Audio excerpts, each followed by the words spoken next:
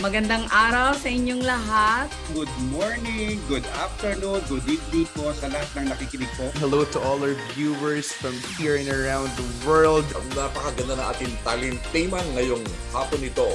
Isang mainit na pagbati po sa inyong lahat.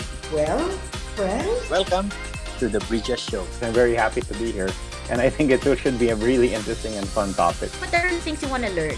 So I wanna take it from there and then I listen to them. Meron silang mga mitiin upang maging makabuluhan pa ang pagiging Katoliko. Lalong-lalo na sa susunod na henerasyon. Sa akin po, sa mga kabataan, use competence as a basis. In real life, hindi naman talaga tayo tumitigil sa buhay. Kailangan talaga tuloy lang ang buhay kahit anong challenges natin. Palawan, Cebu, Baguio City, Atty. Dwight, pati La Union. So we are saying that revenge travel is real. Mas kailangan natin na i-share ang hiwaga ng sino sa mga tao. Food and health should go hand in hand. So yan ang gusto namin paratingin sa gobyerno. If you will just devote your life teaching, hindi ka yayaman sa pera, pero yayaman ka sa tao. Siyempre, ang pinakamaganda po naman sa ating universidad ay yung talagang natuturuan po tayo kung paano maging mabuting tao. Happy anniversary to Bridges! Here at Bridges, we build bridges of faith, bridges of hope, and bridges of love.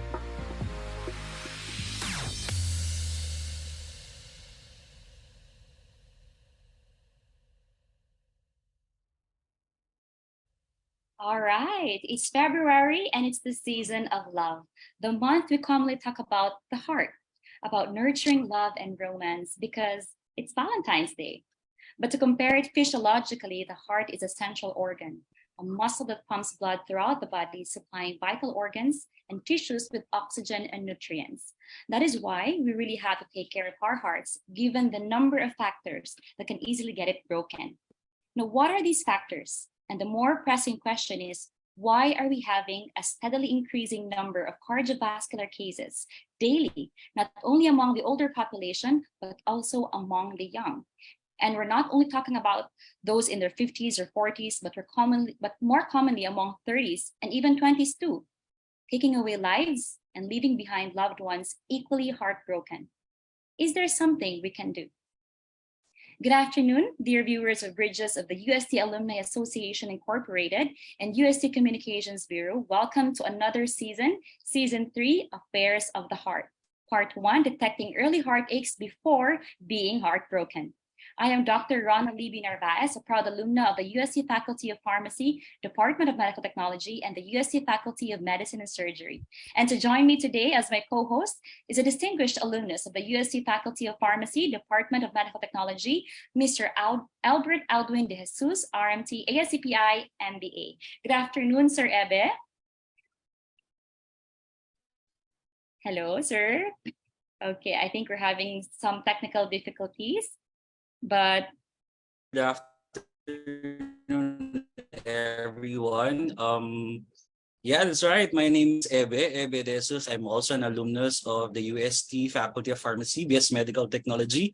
And I'd just like to welcome everyone to this episode. And I'd just like to remind everyone that this episode is actually sponsored by the UST Faculty of Pharmacy, Alumni Association, and Scholarship Foundation. Doc Rona, since we're talking about heart and heartaches, what for you personally are the most heartbreaking events? Most heartbreaking events. What would be the most heartbreaking events? Well, off the top of my head, would be number one would be losing somebody I love. That's number one. Number two would be not being able to do something when I could have done something. So yeah, those will be the top two things that would be heartbreaking for me. I totally agree, Doc. Like the topics today is about problems of the heart, medyo literal, and we're going to have a very interesting topic this afternoon. So with that, I think aside from the emotional affairs of the heart, we're also going to talk about much about the problems of the heart. Tama po ba, Doc? Correct. That's right. That's right, Sir Ebe. But not to burst the love bubble out there, Mhm. Sir Ebe, but it's high time to actually confront the disturbing truth, because there are data out there that is telling us that, pataas ng pataas ang dumadami na namamatay dahil sa cardiovascular diseases. And the sad truth is that those we see in the emergency room, in the ICU, for example, they're getting younger every day, 30s, 20s, nakakatakot siya. And I think it's good that we tackle this because only then that we can detect the problems and give solutions, right? And today we are very privileged, Sir Ebe, because we will be joined by a multi-awarded expert. He's also an alumnus of the UST Faculty of Medicine and Surgery. And please take it away, Sir Ebe, to introduce our prestigious It will be my for pleasure. today. As you've said, our speaker for today is also an alumnus of the University of Santo Tomas Faculty of Medicine and Surgery and also board top-notcher. He finished his residency for internal medicine at the Manila Doctors Hospital and his fellowship in cardiology at the UP Philippine General Hospital. For over 2 decades, he became the Unilever Medical Director. Then he also became the Vice President at Warner Lambert, the Pfizer Medical Director, the 1 peso consultant of the Department of Health at the Philippine College of Physicians, UST Medical Alumni Association. He also became an independent director of PhilHealth, also a former special advisor for the National Task Force for COVID-19, as we all know, the chairman of Kilusang Contra COVID, a member of the Advisory Council of Experts of Go Negosyo, the Provincial Health Consultant of Bataan, and a City Health Consultant of San Fernando, La Union. Aside from these prestigious positions, he is also a multi-awarded health practitioner from the start of his medical internship up to the present. He was the most outstanding postgraduate intern in Manila Doctors Hospital way back 1986. He was the most outstanding resident of internal medicine in 1989, the Chief Fellow and Clemente Gatmaitan Awardee in 1992, Young Investigator Awardee in 1992, Distinguished Fellow in 2007, the Outstanding Filipino Physician in 2008, Rappler Civic Mover Award 2015, also an Ulirang Ama Awardee of that year.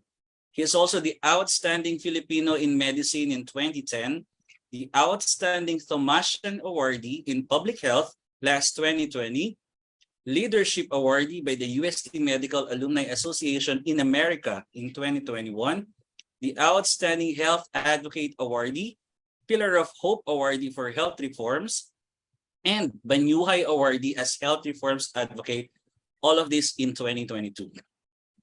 He is a lifelong achiever, also a social media influencer. Ladies and gentlemen, is all welcome Dr. Anthony Tony Cueto Leachon. Good afternoon, Dr. Tony. Good Welcome to afternoon, Bridges. Dr. Tony. Hello po. Good afternoon po, Doc. Good afternoon, Dr. Rona and Ebe. I'm humbled by your kind introduction. Maraming salamat. Pero bagong lahat, I'd like also to greet the UST Pharmacy Alumni Association led by Ma'am Malu Garganera and the rest of the board members, unrecognized or nameless men and women who work hard for the bridges. And I think this is very important that we discuss something related close to our heart. And basically, I'm going to talk about affairs of the heart, detecting heartaches before heartbroken. So this would be the outline of my presentation. Perhaps you would like to know the COVID pandemic updates. And perhaps you would like to know that there's such a thing as a double pandemic, that is the COVID and the non-communicable diseases or lifestyle diseases. And then zero in on how to help our viewers and the listeners to detect early signs of heart problems and diseases. That's the preventive side. And then come up with a profile of cardiovascular risk factors. Sino yung madaling magkakaroon ng problema sa puso? And then after that, on a personal basis, how would you treat and manage heart disease before magkaroon ka ng broken heart?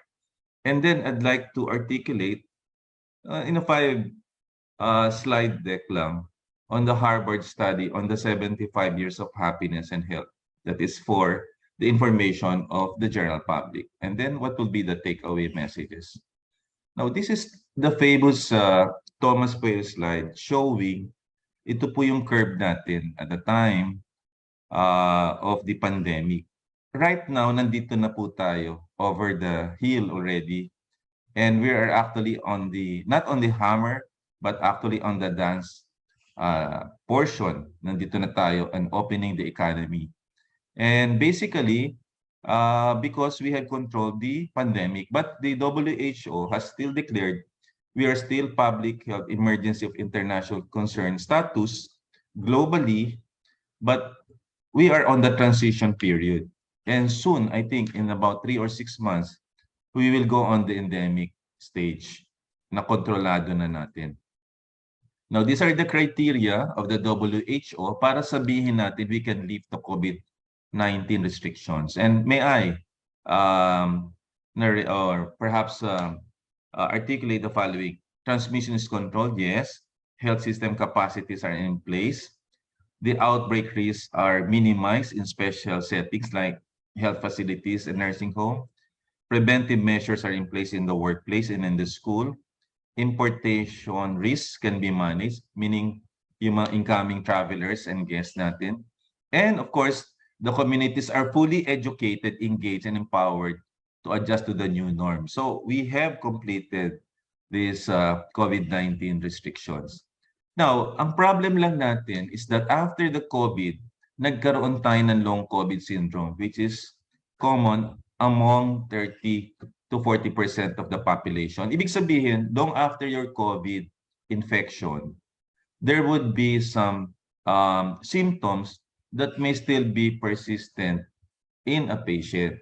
For example, meron, and that is from all system, no, from the brain. So some would have brain fog or makakalimutin, or may depression, may anxiety. Some would have a pulmonary problem, hinihingal pa rin, or meron silang sore throat or dry cough na chronic. Or sometimes some of them, after workups, they would still have chest pain, yung pala meron ng mga magaang puso or myocarditis. So it's all over, no? Yan ang tinatawag na post-COVID or the long COVID syndrome. Now, the impact of that is actually on the economy. Kasi if the quality of life and the quality of the workforce, ganyan, that has an impact on, of course, on the workforce natin. Now, so this is from the New York Times that long COVID is keeping significant numbers people at work. And we don't want people to get sick kahit Omicron siya, sasabihin natin mild. Because you can still be sick, isolated ka pa rin for 5 to 7 days. And sometimes, kung hindi tayo nag-iingat, we can have also the long COVID syndrome. So ito yung famous slide by Ian McKay na we're actually done and we have mastered the minimum public health standards. Ang gaps lang natin is actually on the vaccine. So right now, 70% ang naka-primary vaccine, but on the booster, dun tayo kulang. So ang target natin is to increase our wall of immunity. And perhaps this should be one advocacy that we should embrace, because if the wall of immunity will be reduced later on, magkakaproblema tayo. All right. So therefore, ito yung yesterday. Yes, this is actually my last slide on COVID. So yesterday we had less than 200 cases, 14 deaths, and the positivity rate is less than 5%, which is the benchmark of the WHO. So right now it's 1.2%. So basically, we're good. All right. All right. So let's now go to the second pandemic. So after 100 years, nagkaroon tayo ng COVID pandemic. After the 1918 pandemic. Exactly 100 years after that, nagkaroon tayo ng global pandemic. But did you know that we are also suffering from another pandemic for the last 5 decades? Ang tawag dyan ay non-communicable disease o hindi nakakahawa. Pag nakakahawa, yan yung COVID, pneumonia, flu, tuberculosis.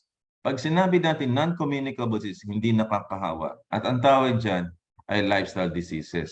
So in 2020,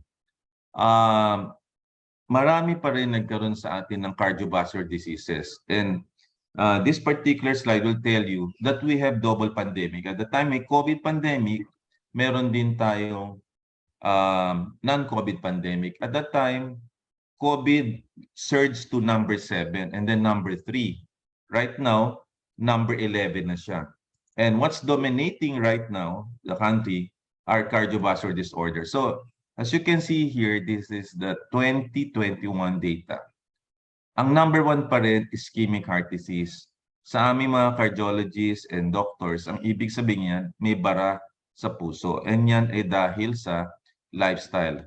Naninigarilyo, uminom ng alak, hindi nag-exercise, ang diet ay hindi maganda.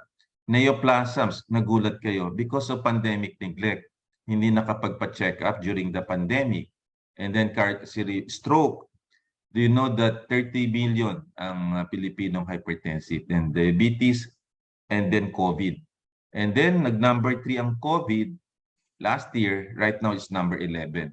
Now, in 2022, just this year, this publication, January 25, ang heart disease ngayon is the leading cause of death among Filipinos.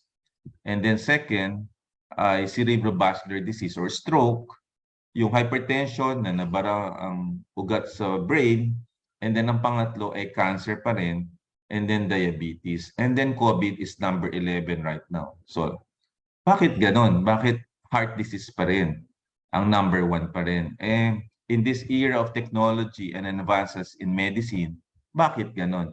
And then according to Dr. Rona and our other public health expert, dati yan, it's a disease of the rich or affluent, diba? At saka old age. Now, it is not. It is a disease of the young and the poor. So, sino yung mga taong prone to develop heart disease? 50 years ago, merong study sa Boston, ang tawag dyan Framingham Heart Study. And then, kinlassify siya into risk factors, yung non-modifiable, genetics, age, and then, of course, yung gender, right? And then may modifiable, paninigarilyo, inom ng alak, stress, unhealthy diet, and then, of course, diabetes, obesity. Yan, mache-change mo pa. Yun isa, hindi. Right? Alright. So, ang non-communicable diseases ay itong 4 na sakit ito. Top 4 ito. Madaling tandaan lang. Right? So, cardiovascular disorders, yan ay stroke or heart attack. Diabetes, 10 million siya. And then COPD, yung laging naninigarilyo, and then cancer. Ang number 1 cancer in the Philippines is breast cancer, and then lung cancer, and then liver cancer, and then colon cancer. Now, ang cause nito ay tobacco use, unhealthy diet, lack of exercise, and the harmful use of alcohol. Now, this is very bothersome itong data ngayon na ang may sakit ngayon ay mga kabataan. And it is because ang young ones ngayon, sila yung naninigarilyo. Second tayo in Asia, yung adolescent, 14 years at least, naninigarilyo. Marami rin sa kanila uminom ng alak. And because during the millennial time, of course, sa pandemic, lagi tayo nakaupo. And then, of course, we decrease also the mobility. Now, this one is after my retirement from Pfizer, I went to the Department of Health as a 1 peso consultant, and I worked with Professor Antonio Danz. He is the first Filipino epidemiologist, no? So, meron siyang ginawang pag-aaral together with Asian investigators. At ito ang nilalaman, no, ng pag-aaral na yon. 66% ng cases natin in the Philippines and Asia. So ibig sabihin 6 out of the 10 top killers in the country ay non-communicable diseases. And then, what's bothersome, kung sino ang mas mahirap at sino ang hardest hit. Ibig sabihin, inversely proportional to the gross income of the country. For example, Singapore, mababa siya. Okay, mayaman siya. Brunei. Pero mataas ang mga countries like Philippines, Malaysia, Thailand, middle income countries. So, bakit ganon? No? And families shoulder the financial burden. Akala mo yun lang, but the entire economy. And this healthcare system natin should be redesigned to deliver chronic care that is funded on existing primary healthcare facilities. Kaya nga, napirmahan ni President Duterte ang Universal Healthcare ng February 19, 2019. But because of the pandemic, na-stall ang implementation nito. Right? So, now, ang kailangan natin is right now an advocacy para malaman natin ang key modifiable risk factors kasi wala tayong hindi natin kasi marireverse ang age natin. We cannot even change our gender. We cannot choose our family members. Hindi. But we can do something to modify the risk factors na nakaka-hurt sa ating lahat. And an inaction will affect millions of lives, often the lives of those who have the least in our society. Now, ito yung bothersome. After, advocacy, teaching, and all, after many clinical trials, it's surprising in a study in 2011, before we actually worked for the syntax law, kahit pala nagtuturo ka, nasasayang lang yung laway natin. Okay, kasi even with teaching, hindi hahaba ang buhay mo. It will not prevent heart disease. It will not prevent stroke. It will not even reduce cholesterol or lower your BP. Sa makatuwid, ang pagtuturo ay mahirap kasi there's ineptitude. Ibig sabihin, knowledge is there, but you sometimes hindi mo siya natutupad eh. Maraming alam, bawal manigarilyo, uminom, and yet ginagawa pa rin. So how can you stop smoking? Addicting siya. And most of us are victims eh. Yung mga naninigarilyo ng bata pa. Ang pag-inom, pastime lang natin sa hapon. No? For every handaan, there's always alcohol drinking. And then unhealthy diet. All around us, no? Nandyan yung mga hamburger joints and all. Dinideliver pa nga siya ngayon eh. And because of the pandemic, naging work from home na tayo. Marami na sa atin na hindi gumagalaw. And because natatakot ka rin lumabas. And these are the issues. And then of course, you have the real estate. So mga vertical buildings lahat eh. So nasisira ngayon ng ating pag-exercise. And of course, the car industry. Now, and even doctors hindi exempted. Ang daming doktor naninigarilyo. Ang dami rin doktor na hindi rin fit. Yan ang problema natin.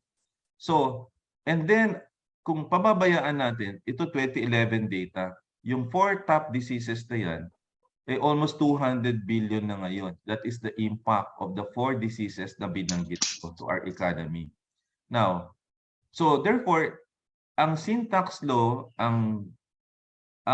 the most recognized law na napirmahan in the last 10 years, ito yung Republic Act 351. Dalawang objective niyan.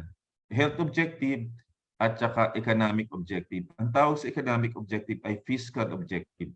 Ang ibig sabihin niyan, tataasan mo ang presyo ng sigarilyo para ma-reduce mo ang number of smokers and drinkers. So therefore, yung burden mo ay bababa.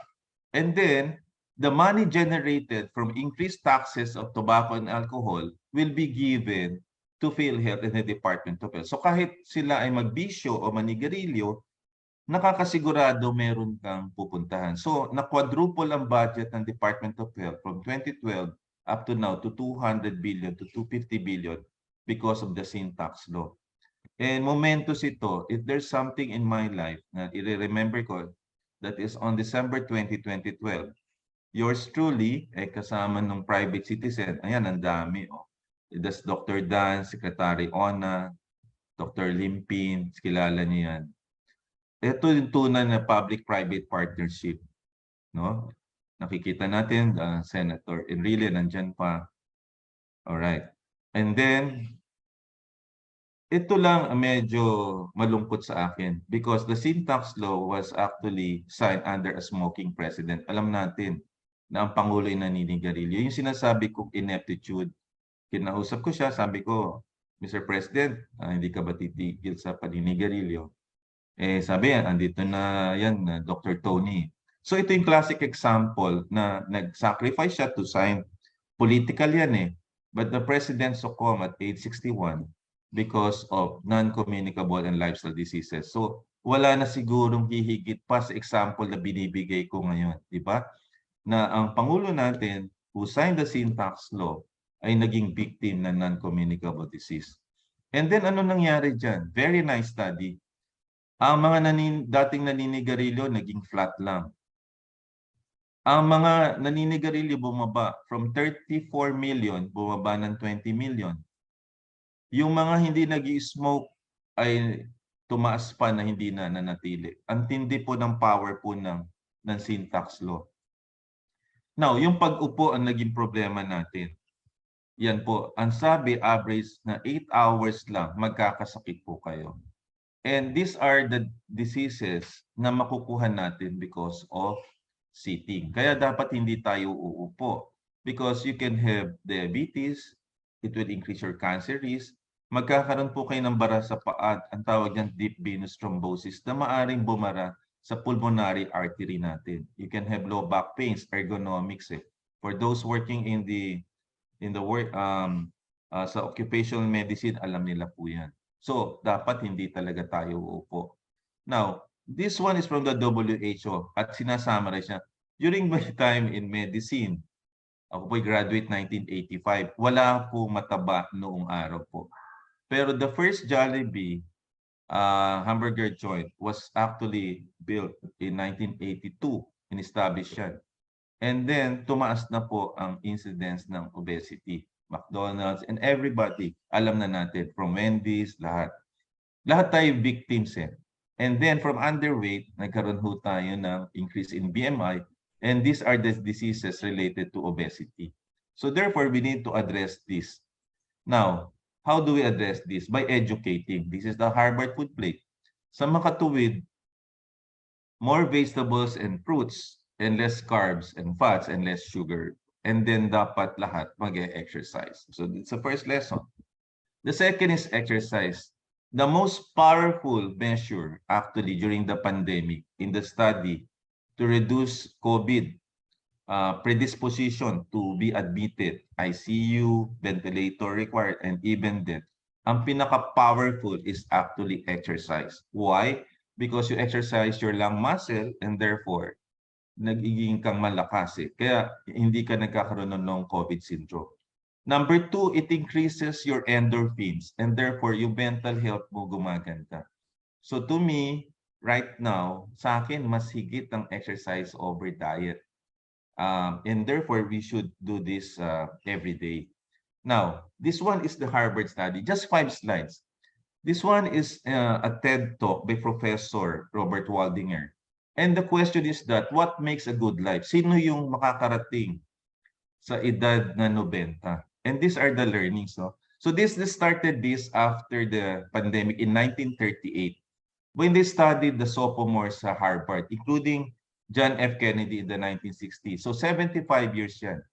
And ang takeaway from this particular study, interviewing the wives and the families of those who reached 80s and 90s, the following: loneliness kills, and it's as painful as smoking or alcoholism. The people who were most satisfied in their relationship at age 50 were the healthiest at age 80. Taking care of your health is important, but tending to your relationship is a form of self-care too. And 6 factors that will predict healthy aging. 1, physical activity. 2, the absence of alcohol abuse. 3, the absence of smoking. 4, having a mature mechanisms to address the life's ups and downs. And then healthy body weight and stable relationship or stable marriage. So therefore, the clearest message is that in the 75-year study is that relationships, happy and stable, will keep us happier and healthier, period. And that's from Professor Waldinger from Harvard School. And then he said that we thought that good relationships would make us happier lang. But we were surprised, according to him, that relationship actually predicted who will live longer and who would grow old in a healthier way. And then in a book, the next director of the study, George Vaillant, again, emphasized this. And in his analysis, again, the same findings: exercise, absence of alcohol abuse, smoking, and having mature mechanisms to cope up with life's ups and downs. And then a healthy weight and stable marriage. The same study, just like Professor Waldinger. So, Mark Twain said that life is so brief for bickerings, apologies, heartburnings, and callings to account. And there is only time for loving, but an instant, so to speak, for that. So dapat chill lang tayo. And therefore, we need to have a stable relationship. And that will give us a longer and happier life. Now, how can we do this? On a national basis, the leader, this is from the Switch Brothers. This is a book, Switch. The leader should actually be embracing this one. He should follow the bright spots. And ito kasi ang mga tao, right? You have to have the critical moves and point to the destination.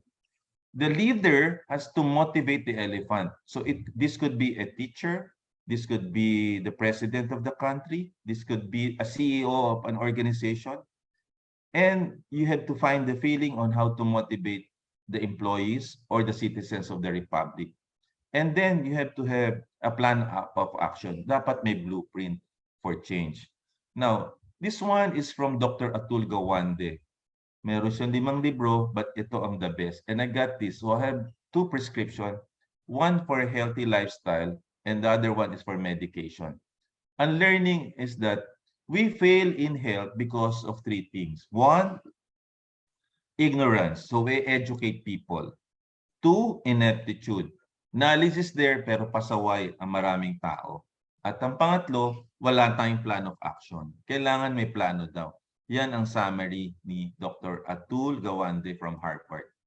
Now, today, nagulat tayo, tumaas na naman ang inflation rate. Ibig sabihin dito yung prices of commodities, kasama na rin ang mga gamot dyan. So we cannot afford to be sick. Bawal magkasakit, mga kaibigan. So kailangan tayong healthy.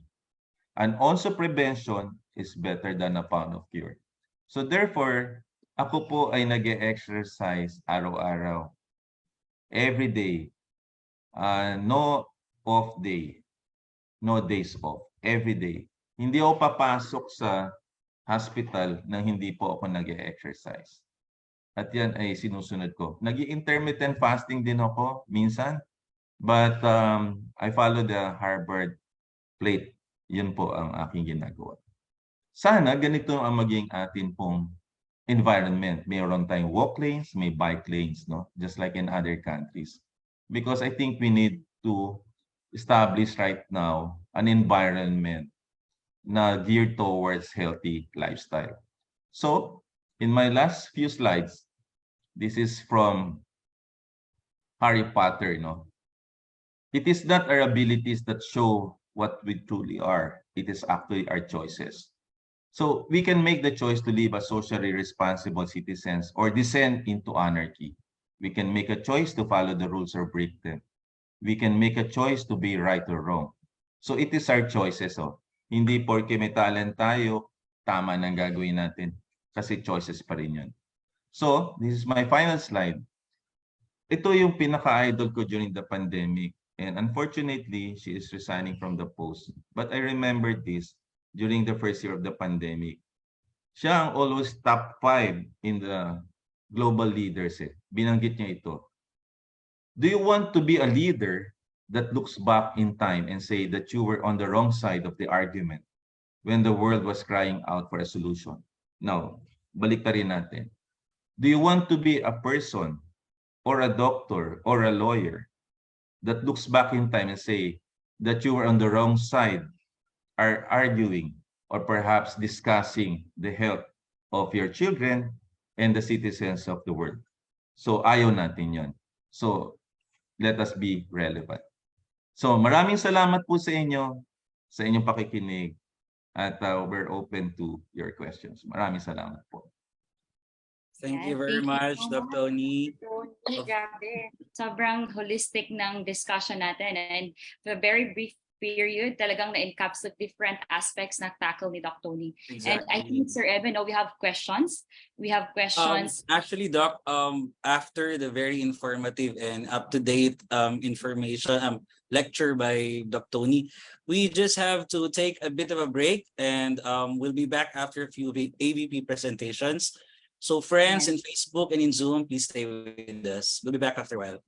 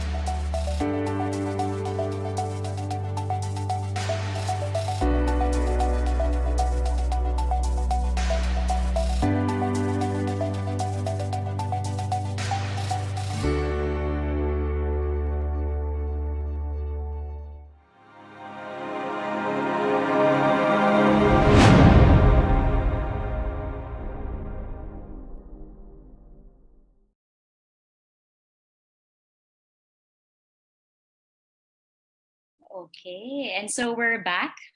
Okay, so right now at this point in time, we're going to have questions to be addressed to Dr. Tony, Sir Ebe. Okay, so I think I have a few questions prepared. Honestly, I was listening intently and I learned so much. No, even if I'm a doctor, I still learned so much from Dr. Tony. And I think let's divide kasi iba-ibang segments yung talk ni Dr. Tony, talagang encapsulating siya. Yung first part is he presented us with data. Alarming data, no? And I think what struck me the most was the part where education is not actually improving the outcome among the patients. And as a doctor, talagang na-feel ko yun because we try our best to explain to patients and yet ganun pala ang outcome, no? Ang sad ng reality. No, I would like to commend Dr. Tony because sobrang galing na he's setting a good example. I mean, he's not just, let's be real, no? A lot of doctors maybe exercising every day. Yeah, some people would say that, some doctors would say that you do this and that, and they're not doing it themselves. But Dr. Tony, he's actually walking the talk. So my question now, Doc, is how do we educate at this point? Is there a method of education that we should be doing, or we should be tweaking or changing in order to address ignorance and inaptitude? Excellent question. Ito pinagtatalunan namin ni Dr. Tony Dance. Sabi niya, kasi in 2008, when my mom died of breast cancer, ang question ko, paano hindi malalaman ng mami ko na ang breast mass, it could be breast cancer, right? And then a lot of people hindi alam. So sabi ko, kung ginugel ko ang word na doctor, ang doctor comes from the Latin word, ang ibig docere o docere, to teach. So ang dapat una natin ginagawa is magturo rather than heal. So sabi ko, how can we tweak right now yung doctors of the barrio at gawin natin doctors to the classroom? So ngayon, ang kailangan natin gawin is to insert into the curriculum ang preventive health education. Meaning to say, bata pa lang, alam niya bawal manigarilyo, bawal uminom ng alak, alam niya ang calorie counter, alam niya ang Harvard food plate and all. So kailangan mong gawin yun, structured eh. Kasi even if you lecture and you turn your, even up to the time na mangitim ka na kala lecture, you turn blue. Hindi eh. May data solid eh, na kahit nagtuturo tayo, ako nagtuturo all my life, nagtuturo ako, pero ang dami pa rin sa mga pasyente. Kasi ang formative years pala ang pinaka-importante. Kasi mabibit-bit mo yan hanggang paglaki mo. Ako, I never smoked during the time of the 1970s na uso ito. Because in front of during Christmas Day, namatay ang uncle ko. Naninigarilyo umiinom. So nagkaroon sa akin ng imprint siya. Hindi ako maninigarilyo. Hindi ako iinom ng alak. So all of my classmates, at the time sa high school, almost lahat naninigarilyo. So, nakita ko. So, together with other doctors, sinulat namin Executive Order 595. At ginawa itong Executive Order ni President Macapagal Arroyo. Kaya lang, nung nag-change ng leadership, hindi siya enact into a law. So, dapat, ipa-file mo ito na may insert siya sa curriculum. Kunyari, mandatory ROTC, yan ngayon ang gusto nila. Sabi ko, bakit mandatory ROTC? Hindi preventive health education. Para bata pa lang matuto. So, and then, sabayan natin ng social media. Kasi ito yung makaka-influence din eh. Kasi in the era of social media, maraming misinformation and disinformation and fake news. So, dapat marami tayong advocates din. So, may structured education ka, meron ka ring social media by credible organization like UST, na dapat yun, kailangan in bite sizes na pwedeng reels, pwedeng whatever ang kailangan natin. So, yan yung problem, Dr. Rona. For many years, naniniwala ako doon. And kailangan natin siya ipasok sa curriculum, sa primary, secondary, and even sa college eh. Dapat gawin yan eh. And then, yung environment, yung kakainan sa canteen, kung doon lang sa atin let us not. Sa harap ng UST Hospital marami dong kainan eh. Di ba? Di ba? UST tayo. Di ba? May soda tayo and everything. So, hindi na tayo dapat lumayo. So what I'm saying, It is our choices eh. You remember Dumbledore telling Harry Potter? Kahit may knowledge ka, it is your choice. But your choice is actually based or anchored on your values eh. And values mo, madidevelopment yan in your formative years. Kasi pag nandun na sa college, hindi mo na siya mababago eh. Because the environment will change you eh. So I think it should be directed towards the formative years. Kaya ako, I'm a provincial health consultant of Bataan and La Union. Sinusuporta ng governor yun para ma-approve yun sa curriculum. Because yun ang sinasabi dun sa book, The Switch. Paliitin mo yung problema. So if you can do that on one LGU, then you can make a difference eh. But I also would like to file that so that a congressman or a senator will carry that so that may insert siya into the curriculum ng ating DepEd and even the CHED. All right. Thank you, Doc. Has a question, I think. Yeah, no, but before that, I'd like to read some of the comments and questions from our live stream in Facebook. A lot of actually saying hi to you, Dr. Tony. You're their idol now, and it's good to have you here in Bridges. Thank you for a very informative lecture. Very holistic, touching leadership style on the side. That's right. They saying thank you very much, Dr. Leachon. Inspiring talk on happy living. Now, talking about prevention, Doc, no, prevention and control of the NCDs that you actually mentioned, which included the heart disease, no, for one as the top causing a death here in the Philippines as well. We all know that preventing and controlling these NCDs require health policies. And you were very adamant about and proud about the syntax law. Meron pa po bang ibang kayo pong naiisip na mga health policies or health service interventions that you think would, deter po Filipinos, no, at least mabawasan man lang o mapababa po natin itong mga non-communicable diseases po, especially the 4 main diseases that you're actually talking po. The backup question po, Doc, the second question to this po, tanong po from Facebook. No, kasi dahil nga po madaming social determinants nung pong nabanggit nyo from all of these health issues.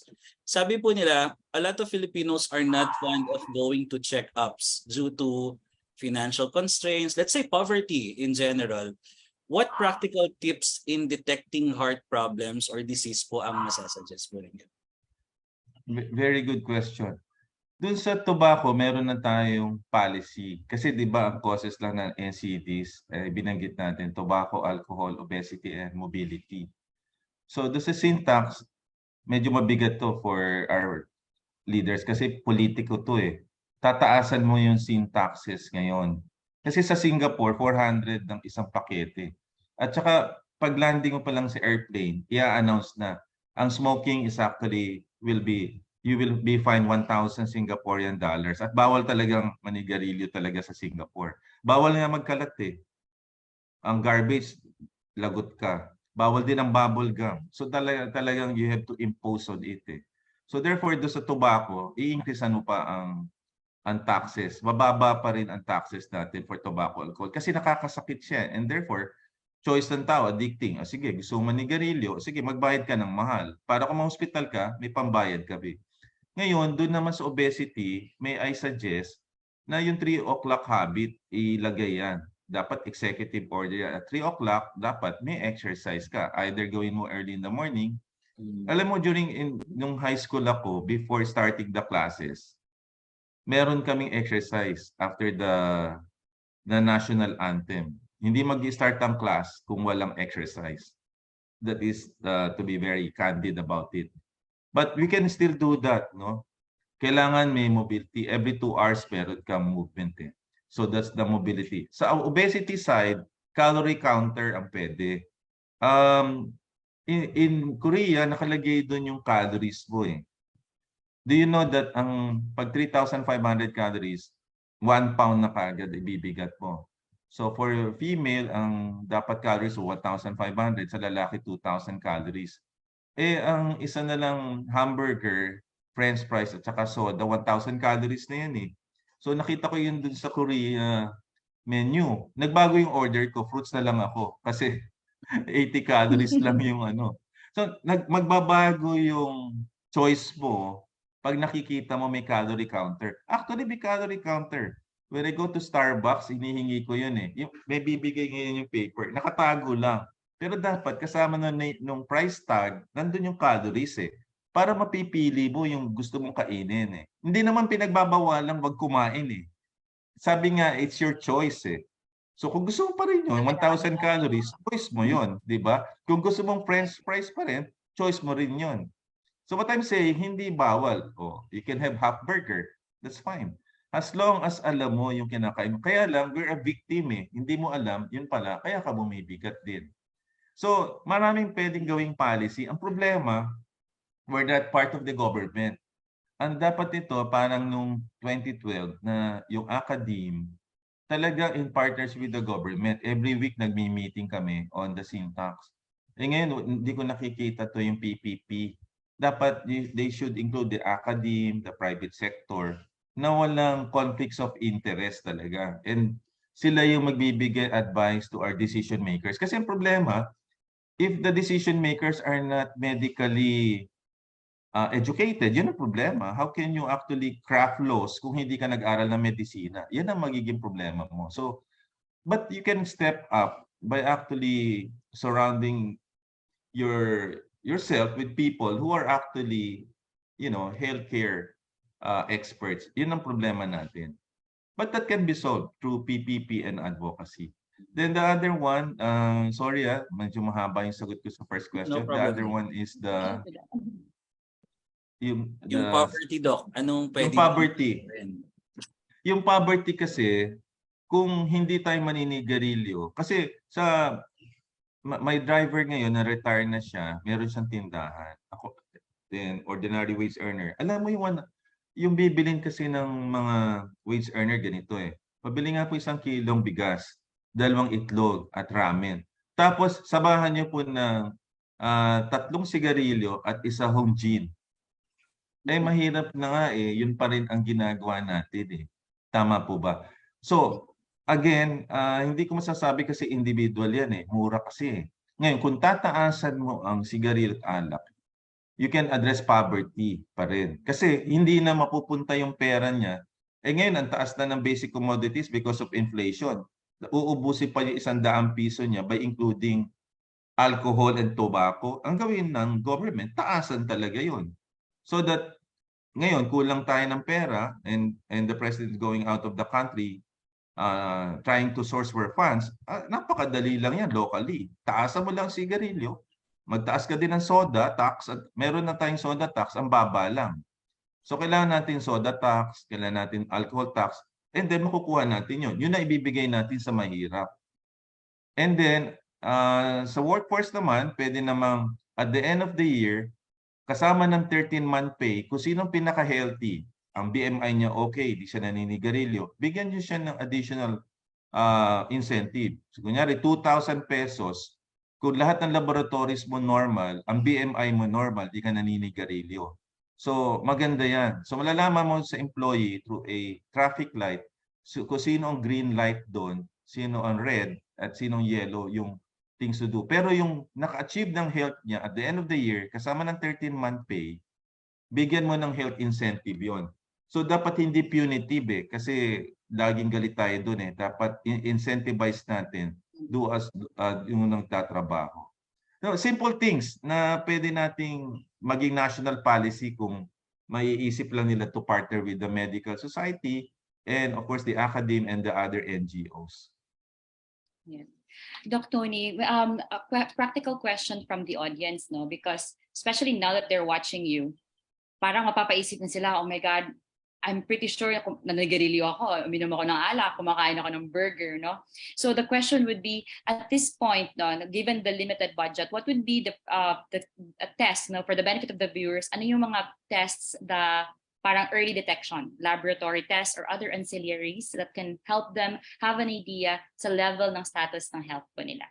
Very good. Pero sa bahay pwede.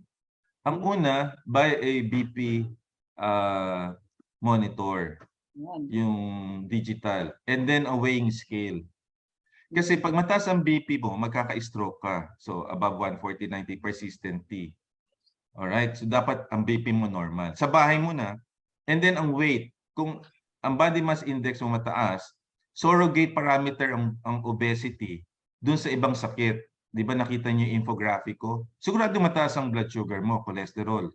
Sigurado may fatty liver ka at may gallbladder stones ka. So kung papayat ka at mag-exercise ka, sa bahay lang yan. Ngayon, kung magtitipid ka, meron hong PhilHealth yung consulta package. Ano lang mo yan? FBS, creatinine urinalysis, X-ray ECG. Yun lang ho importante. At saka total cholesterol. Matipid po yan. CBC, FBS, fasting blood sugar, total cholesterol, creatinine for the kidney, then ECG, X-ray. Ang mura-mura niyan. Baka wala pang 1,000 yan. So, ganun lang po yun ang suggestion ko. Pero sa bahay, bumili muna kayo ng BP apparatus at saka weighing scale. And then, kung may pera kayo, yung middle class, bibili po kayo ng maliit na treadmill.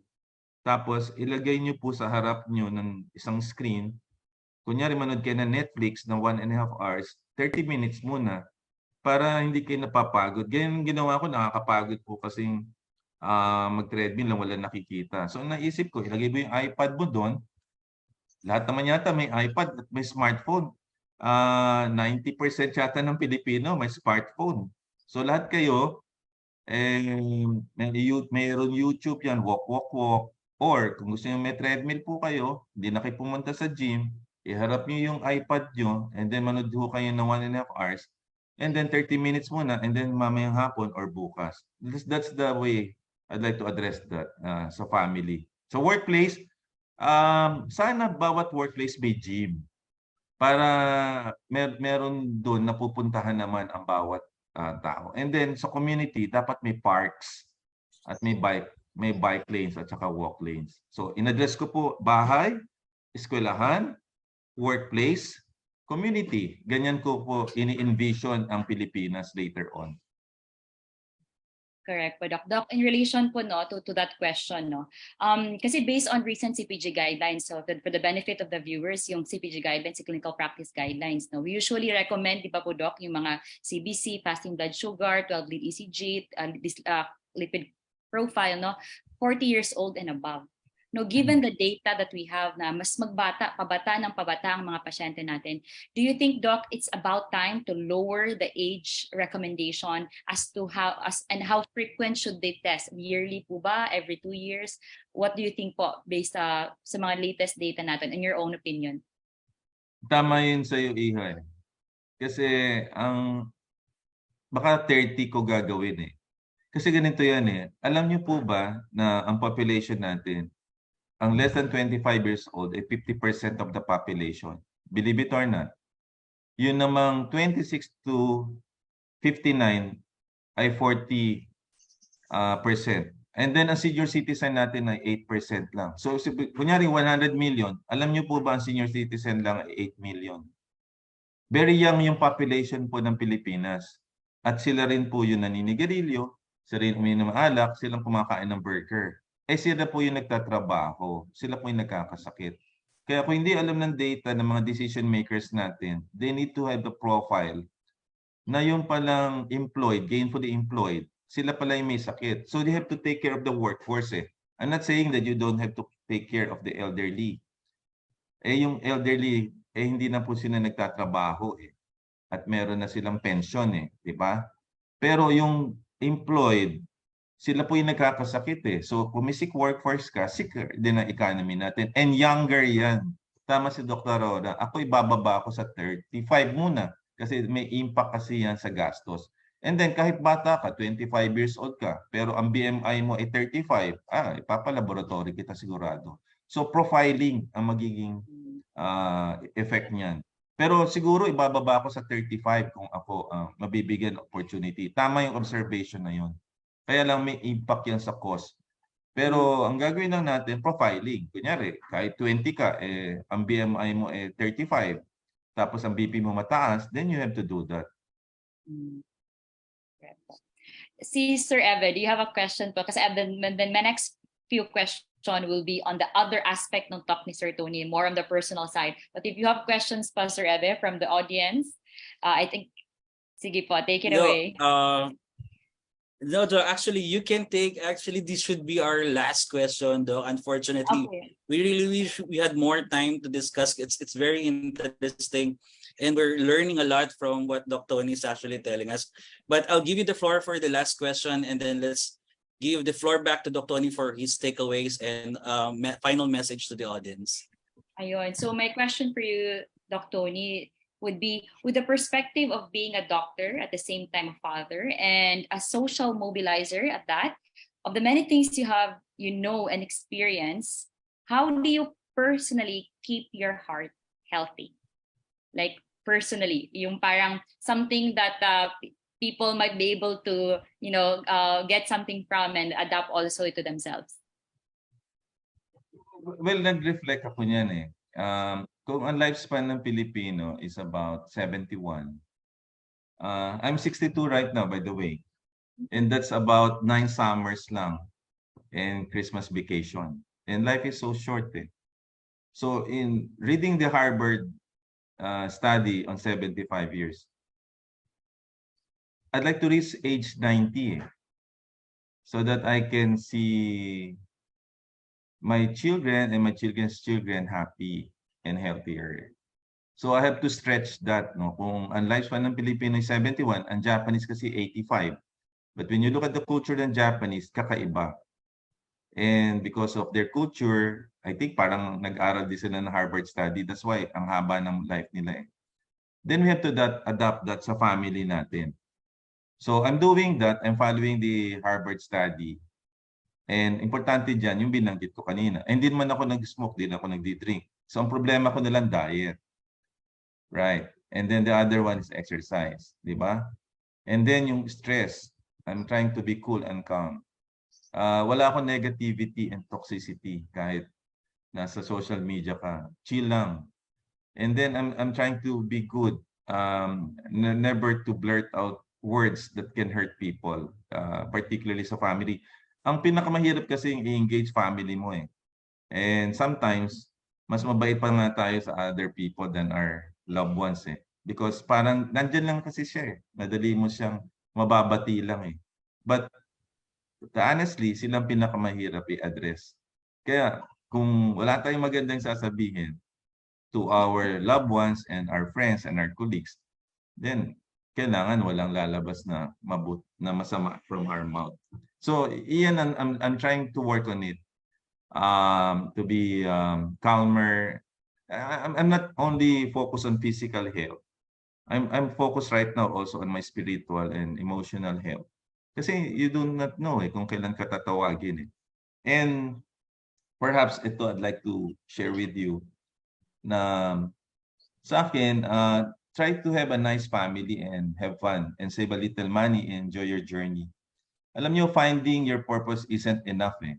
The challenge for everyone is creating a world where everyone has a sense of purpose. And I hope we will all come back so many years from now and reflect on what we have done with our talent and our energy. And I hope you will judge yourselves not on your professional accomplishment alone, but also on how will you address the deepest inequities of our life. I've realized that the metric by which God will assess my life isn't about my accomplishment, but the individual people whose lives I touch, particularly my family. And I think that's the way it will work for all of us. And I believe this is my final reflection. I just want to offer that as a final takeaway from at least what I'm thinking about. And that is really important, that you succeed also in what you're doing and you're succeeding at. But it doesn't going to be the measure of our life. Well, God bless everyone. And I hope this has been a fruitful day for everyone. Oh, thank you so much, Doc Tony. Thank you so much for Doc.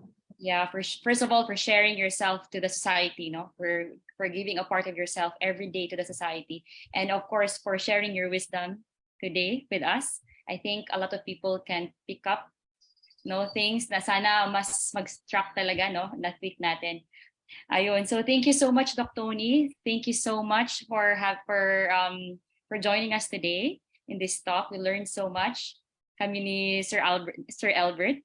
even in the personal level. Tama ba, Sir Elbert? That's right. Super daming takeaways, no? Ang daming, aside from the takeaways, we also have a lot of call to action, no? Personally, and sabi nga ni Dr. Tony, hindi lang, no? In government, education, the community, we all have our share, no? Para maiwasan talaga natin to. And I think yung topic natin, let's all relate to the title of the program.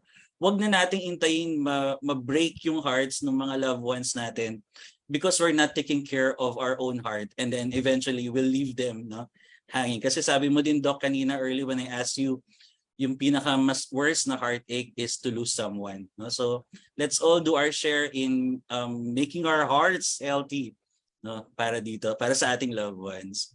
All right, Doc, I think you have few announcements before we... Doc Tony, again, thank you very much for a very fruitful and informative afternoon. Doc Rona, you have some announcements to make? Yes, thank you. Once again, thank you, Sir Ebe, Doc Tony, thank you so much. So before we end, we have a few announcements here. The UST Thomasian Alumni Leaders Association, or USTAAI, is inviting all Thomasian alumni who are former student leaders and org officers or members to join this year's much-awaited learning and networking event titled TikToks, TAAI Igniting Knowledge, Leaders, Empowering Leaders Talk Series 2023. This event is on February 23, 2023, 3 p.m. at the Blessed Giorgio Frassati Auditorium along España Boulevard in front of the UST campus. So invited panelists include Thomasian alumni Mon Galvez, Catherine Gaday, Chito Maniago, Karen Ibasco, Dolan Castro, and Erica Bolaños. So to register, I think we'll just probably put the link somewhere to register. So you may also watch online via Facebook Live on February 23, starting at 4 p.m. And you may go to the following FB pages: www.facebook.com/USTAAI official. Yeah, that's right. And don't forget to like, share, and subscribe to the UST Alumni Association TAC YouTube channel. That's www.youtube.com/USTAAITAC. And please follow them on Facebook in www.facebook.com/USTAAI. We'd also like to say good luck to all of the Thomasians who will be taking the upcoming Medical Technology Licensure Examination, or MTLE. That's going to be on March 8 and 9 this year. And the deadline of application is on February 9, 2023. Malapit na. Last year, 6 Thomasian alumni took the top spots in the MedTech licensure examinations. Top 1, 2, 4, 5, 7, and 9. No? We'd also like to say good luck to those who are going to take the pharmacy licensure examination on April 10 and 11. And to remind you that the deadline for submission of application is on March 13, 2023. Also last year, 5 UST Pharmacy alumni naman took top spots. Top 2, 3, 6, 8, and 9. Super galing ng mga alumni, ng mga naproproduce natin from the Faculty of Pharmacy. And in November 2022, Doc, UST ranked 3rd among the top performing schools with a 91.83 passing rate. No? Goes there. On behalf of UST Faculty of Pharmacy Alumni Association and Scholarship Foundation Incorporated, through its president, Ma'am Malud Garganera, we would like to thank the USTAAI President, Dr. Evelyn Sonko, and the Bridges Coordinator, Ma'am Ida Chonko, for giving us the opportunity to sponsor this episode. Thank you to UST Communications Bureau for supporting Bridges. Here at Bridges, we build bridges of people, bridges of knowledge, and new learnings. Friends and those who are in Facebook, thank you very much for tuning in, and Happy Hearts Month.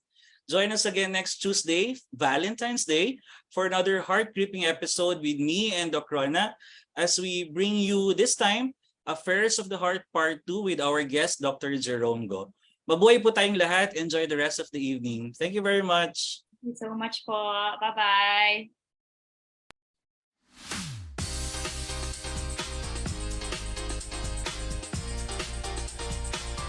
Magandang araw sa inyong lahat. Good morning, good afternoon, good evening po sa lahat ng nakikinig po. Hello to all our viewers from here and around the world. Napakaganda ng ating talenteman ngayong hapon ito. Isang mainit na pagbati po sa inyong lahat. Well, friends, Welcome to the Bridges Show. I'm very happy to be here. And I think it should be a really interesting and fun topic. What are the things you want to learn? So I want to take it from there and then I listen to them. Meron silang mga mithiin upang maging makabuluhan pa ang pagiging Katoliko, lalong-lalo na sa susunod na henerasyon. Sa akin po, sa mga kabataan, use competence as a basis. In real life, hindi naman talaga tayo tumitigil sa buhay. Kailangan talaga tuloy lang ang buhay kahit anong challenges natin. Palawan, Cebu, Baguio City, Attorney Dwight, pati La Union. So we are saying that revenge travel is real. Mas kailangan natin na i-share ang hiwaga ng sino sa mga tao.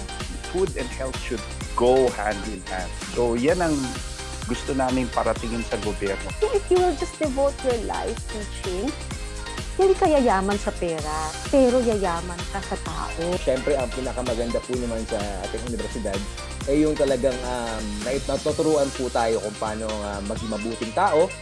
Happy anniversary to Bridges!